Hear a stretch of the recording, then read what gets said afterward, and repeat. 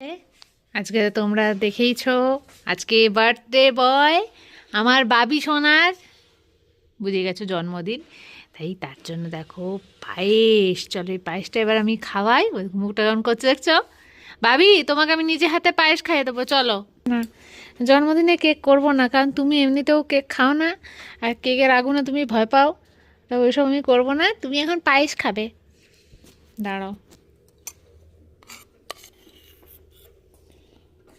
না বাবা, এই দেখো, এটা ভয় নেই, ওটা ভয় নেই, এটা নম। হ্যাঁ না বাবা, খাও। দাঁড়াও দাঁড়াও। হ্যাপি বার্থডে টু বাবি। এটা হলে 3 বার হয়ে যাবে।